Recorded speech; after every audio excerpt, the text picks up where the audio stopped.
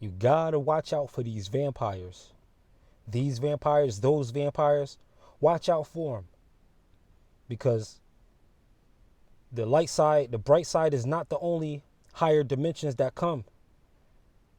There's a world that's been shielded from us, a world that a lot of times we don't want to face, a world that consists of nightmares that we forget about. And one of these places is called Gamaliel. It's a klipo, or you could say a clip off, which is the tree of death, the back half of the Kabbalah. After you master the tree of life and your mastery of the tree of death, should you take on the left-hand path to become a God in your human body, to realize your I amness through an internal journey, should you decide to do that, you're going to find a place called Gamaliel that's been here on this planet for a long time, but it's been disguised. It's the world of Dracula, Dracul, Dracula, Drake, the dragon, the drinker of blood, the night crawlers, the turners into bats, the high collar, Dracula, the vampires, the Lost Boys, Salem's Lot, Twilight Saga. All of this stuff is about real things. Underworld, werewolves versus lichens. All of these things symbolize what really happens in life in that world that we ignore. It's right here in front of our world. It's right here inside of our world. But we just ignore it. And there's vampires everywhere. Oh, the Blade trilogy. There's vampires everywhere. Anybody who steals your energy and brings you down is a vampire. Because the life of the body is in the blood. So anyone who directly siphons out your life is a vampire. Because they're eating that. They're eating that with tools like drama. They're eating that with tools like anger. They're eating that with tools like conflict. They're even eating it with tools like criticism, wearing disguises of construction and disguises of improvement and disguises of upgrading and disguises of keeping things in order.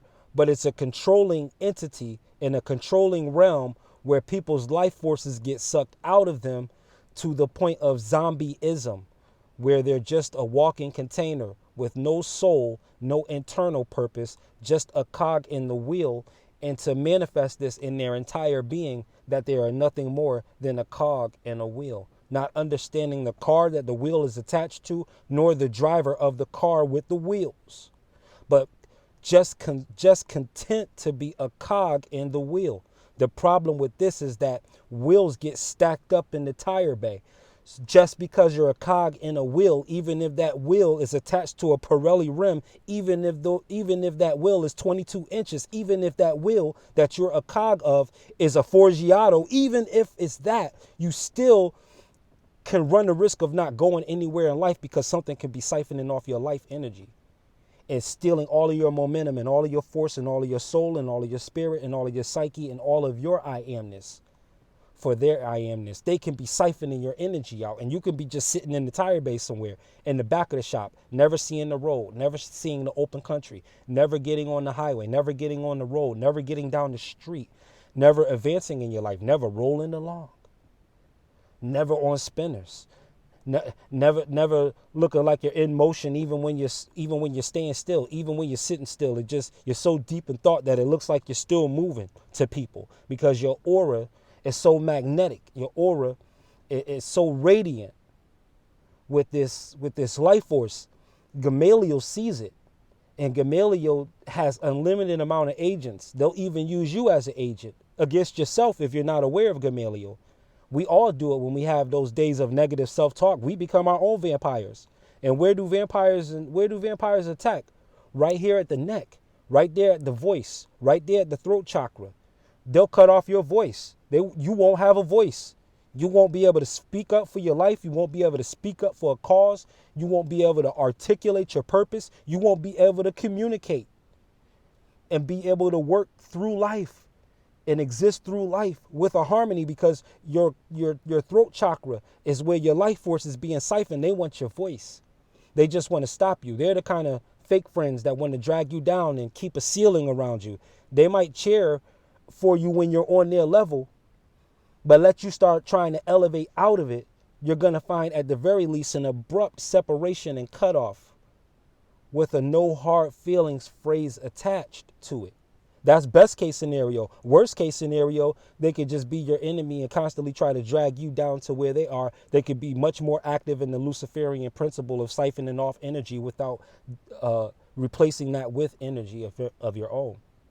And this is the difference between a Christ energy, what they would call a Christ God consciousness or God or spirit, versus the anti-spirit, versus what you would call an antichrist. We're not talking about figures. We're talking about characteristics. If you're a life-giving spirit, you are the last Adam. You are the final product. You are the finished result of all that it is to be God in a human body. If you're a life-giving energy, if you're a life-giving person, life-giving spirit, you could start off and see your purpose even in the depths of Gamaliel, in the night, in the nightclub, or at the after party, or wherever, in the cipher. You could find yourself being the life of the party in some of these places that is quote unquote called out in the world. And you can see your purpose because your light will shine even in the dark space. That's why the stars don't cut out. Although the universe around them just looks triple black from where we're looking just with the naked eye, but they still shine, they still blaze, they still twinkle. So you're a star, but understand that you're in the dark, and Gamaliel is a place that energies get siphoned out from. So you can choose to be a life-giving spirit and be the last Adam. Because those siphoners, no matter how strong they come, if you're a life-giving spirit, you have more life than they could even take from you. They'll be overwhelmed. They'll be drunk, dizzy, and faint from the amount of light and life that comes out of you. You'll have too much to say for them to ever squelch your voice because you'll be able to talk intelligently on any subject. You'll have an empathic heart. You'll have a listening ear. Listening is like being able to speak with your body, speak with your eyes in a receptive form, in a submissive form. Being happy to diverge power over to the other person in the conversation. See, this is life-giving spirit. When you're helping somebody out in line who's still counting up their change and you just give them a 5, when they were just trying to count up enough change to make it back into the Uber, and you just help them out with a 10 or a 20 like it's nothing, you just used mammon, money, from which evil, the root of all evil comes with the love of, but you used it and transmuted it into being a life-giving force in a death-giving world known as Gamaliel. You used money to give somebody life force, to pour out life spirit into a person, to pour godness into a person, to fill them with life. You used money. And look at all of the things that you did use. Look at all of the conversations with people in many walks of life where you did some things that you couldn't tell your more acceptable socially crowd, that other clique you hang with after hours. The things you did with them where you kept it real. The things you did with them where you didn't put their business out there. The things that you did with them where you really let them know that they were loved, even though they never heard anybody that was related to them or ever close to them ever tell them that, and you told them that. Transmuting Gamaliel. Instead of taking people's voice, you're giving people a voice. You're speaking for them if they can't speak for themselves. You're speaking through them, letting them know that their story is important. Their story matters. They are a character in this book we call life, existence. Their part is just as important as yours. Their part is just as important as mine. We'd be missing the story if we're missing any one of us. This is how you pump life force back into humans. Let them know you're not afraid to stand next to them. Say, hey, we could die any day. I don't care what is floating in the air. I still love you. Even if the world is falling apart, you still matter to me. Even if none of us make it tomorrow, I'm glad I met you. Even if all of this was for nothing, I'm glad we had a chance to talk. even if all of this is fake and all of this is a dream.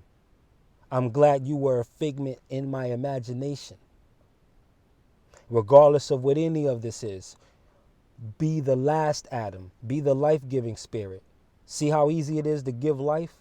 Just give life. You can acknowledge death. You need that in order to appreciate life and to make life sweeter. You could transmute death too in Gamaliel, because Gamaliel uses, they use Thanatos energy, which is sex and death, and they deal with blood and things like that. You know, on the earth level, yeah, on the physical plane, they really dealt with some practices that I'm sure you and I would probably, not immediately agree with at all, or be able to get with. However, spiritually transmuting these things, you understand that is just pointed to different aspects of you already. As is, all you have to do is believe.